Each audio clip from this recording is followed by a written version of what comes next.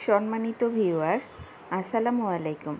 আশা করছি কাছে দূরে যে যেখান থেকে আমার আজকের নতুন ব্লগ ভিডিওটি দেখছেন সবাই মহান আল্লাহ তাআলার অশেষ রহমতে ভালো আছেন, সুস্থ আছেন এবং নিরাপদে আছেন।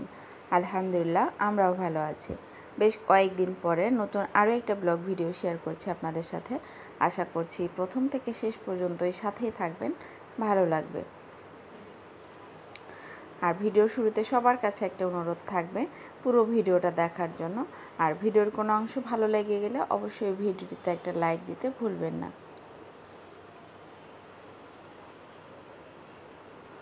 আজকে শেয়ার করেছি আমার ঘরের যে কিছু কিছু কাজকর্মগুলো, যেগুলো আমি কিনা রেগুলার করে থাকি, যেভাবে করি তারই একটা ধারাবাহিক অংশ। কাজ করছিলাম আর বৃষ্টি দেখছিলাম। এই ভিডিওটা গত দুই দিন আগের করা, যেদিন অনেক গরমের পরে বৃষ্টি ঝরছিল সারাদিন, সেই দিনের। এটা বিকালবেলার আমি নাস্তা করেছিলাম, তার সাথে একটু চা খেয়েছিলাম, সেটারই একটা অংশ।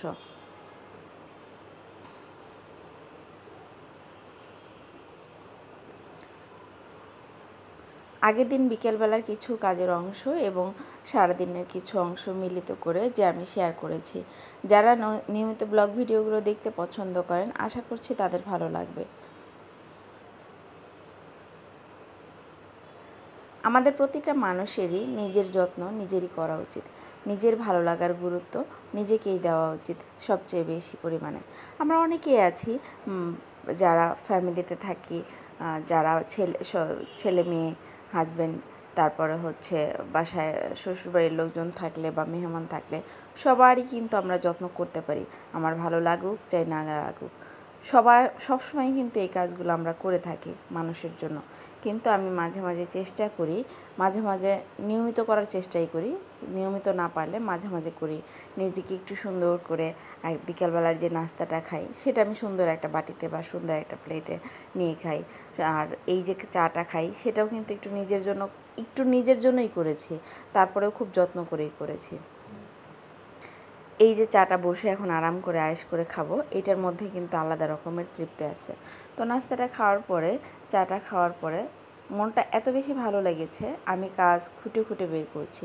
সারাদিন কিন্তু কাজ করে খুবই ক্লান্ত হয়েছিলাম, কোনো কিছু করতে ভালো লাগছিল না। যখন আমি নিজের জন্য চা নাস্তা রেডি করে খেলাম, তখন আমার মন এবং শরীর দুটোই খুব ফ্রেশ হয়ে গিয়েছিল। তখন আমি খুঁজে খুঁজে কাজ বের করে আমার মনে হলো একটা শাড়িতে, আমার খুব সাদামাটা শাড়িটা কী যেন একটা জর্জেটের মধ্যে, আমি স্কুলে আমরা সবাই কলিগরা মিলে 62 জন না 65 জন কলিগ আমরা সবাই একরকম শাড়ি কিনেছিলাম।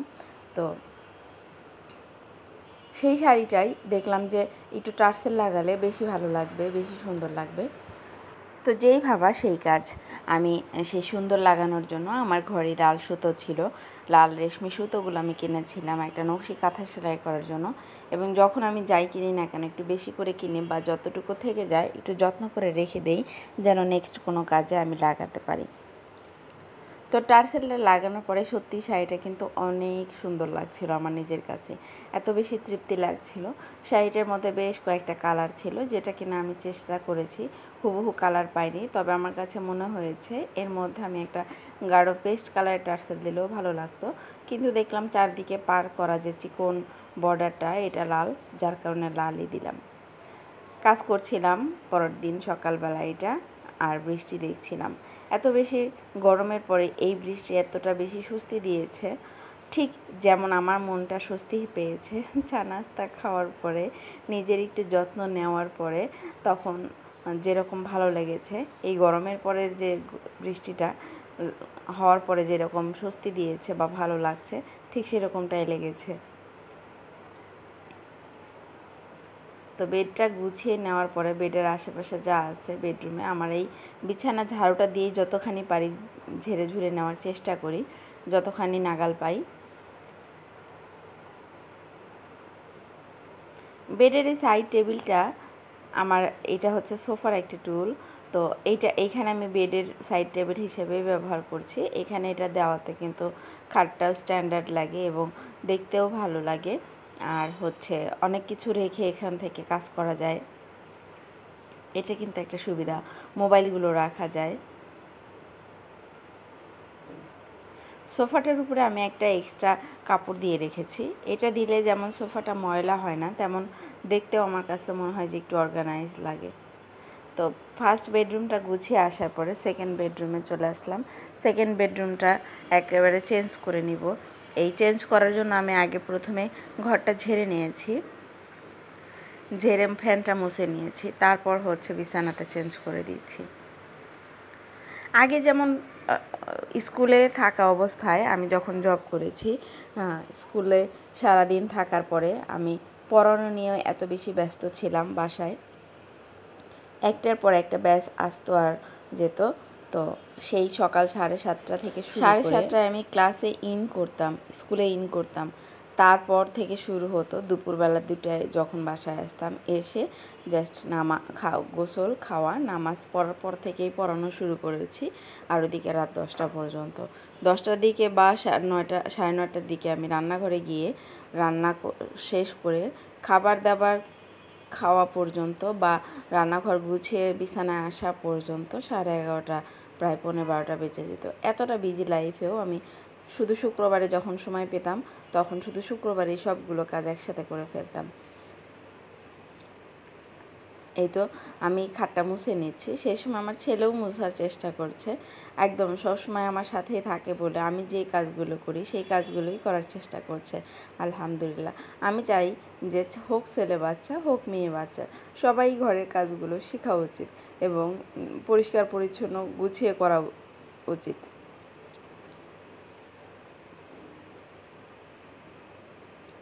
এখন আমি যেই কথাগুলো বলছিলাম যে প্রতিদিন কোনো একটা দিন ঘরের সব জিনিস চেঞ্জ করা, পরিষ্কার করা, অর্গানাইজ করা, এটা খুবই কষ্টকর।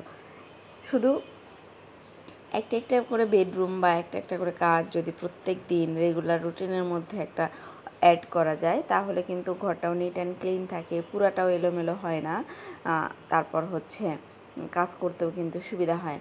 আমার আগের বাসার বাড়িওয়ালা আন্টি, যেমন আমি যখন ভাড়া ছিলাম তখন বাড়িওয়ালা আন্টি সবসময় দেখতাম গুছগাছ। তো আমি আন্টিকে জিজ্ঞাসা করতাম যে আন্টি, আমি তো আপনি সবসময় গুছানোই দেখি, আপনি কীভাবে কাজ করেন? কোনো কিছু তো এলোমেলো দেখি না, আবার আপনি কাজ করছেনই, গুছাচ্ছেনই, এত কিছুর পরেও গুছানোই তো আছে।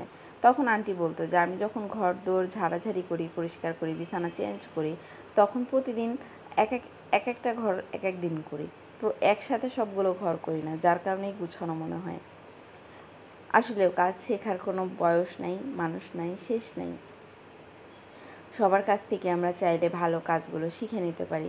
তবে এইটা ঠিক যে অনেকের অনেক কিছুই কিন্তু আমাদের ভালো লাগে, সেখান থেকে আমরা ভালো কিছু কিন্তু অ্যাকসেপ্ট করে আমরা আমাদের সমৃদ্ধিটা বাড়াতে পারি কাজের। তো ঘর দুয়ার গুছানোর পরে কিন্তু আমার ফাইনাল লুক এসেছে এরকম, যেটা কিনা আমি আগের ভিডিওতেও বলেছি বেশ কয়েকবার, যে কাজগুলো করার পরে কিন্তু আমার দেখতে ঘুরে ঘুরে দেখি আমি কেমন লাগছে। আমরা যেহেতু পুরো বাসায় মা ছেলে একাই থাকি, তারপরেও আমি এই বেডরুমে একবার আসি, তারপর বারান্দায় একবার যাই একটু দেখার জন্য যে গুছানোর পরে কেমন লাগছে দেখি। তো এটার মধ্যেও কিন্তু আমার এক ধরনের শান্তি কাজ করে। তো ভিডিওর এই পর্যায়ে আবার বলছি, আমি জানি না এখন পর্যন্ত কে কে আছেন আমার সাথে, তবে বলবো যদি ভিডিওটি এই পর্যন্ত দেখে থাকেন এবং একটা লাইক দিতে ভুলে গিয়ে থাকেন, প্লিজ অবশ্যই একটা লাইক দিতে ভুলবেন না।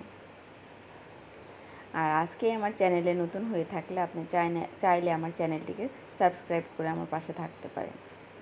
আমার এই মানি প্ল্যান্ট গাছটা অনেক বেশি পছন্দ, যার কারণে আমার যখন একটু ডগা বের হয় তখন আমি সেই ডগাটাকে কাটিং করে আমি আরেকটা নতুন গাছ করার চেষ্টা করি। এভাবে গাছ তৈরি করে আমি কাউকে গিফট করি বা আমি নিজেই লাগাই।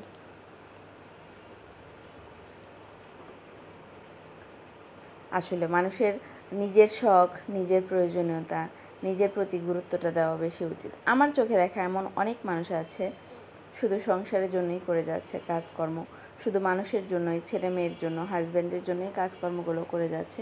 নিজের প্রতি খেয়াল রাখা, নিজের প্রতি দেখার সময় তার নাই। কিন্তু এরকম না করে নিজের প্রতি খেয়ালটাকে দিয়ে তারপর পরিবার পরিজনের জন্য কাজগুলো করা উচিত। তাহলে দেখবেন নিজের যত্ন করলে নিজের মন এবং শরীর দুটাই ভালো থাকবে এবং তাদের জন্যও আপনি কোয়ালিটিফুল কিছু করতে পারবেন। যদিও আমাদের এই ছোট্ট বাসাটা অনেক আপুদের দেখেছি অনেক বড় বড় বাসা, আমার এই ছোট বাসাটা দেখে হয়তো বা আহামরি তেমন কিছু পাবেন না, কিন্তু আমি এই যে ছোট ছোট কাজগুলো করি এখানে কিন্তু আমার অনেক বেশি শান্তি এবং অনেক বেশি ভালো লাগা কাজ করে। তো আজকের ভিডিও এই পর্যন্তই। সবাই ভালো থাকবেন, সুস্থ থাকবেন এবং নিরাপদে থাকবেন এই দোয়ায়। আল্লাহ হাফেজ। আসসালামু আলাইকুম ওয়া রাহমাতুল্লাহি ওয়া বারাকাতুহু।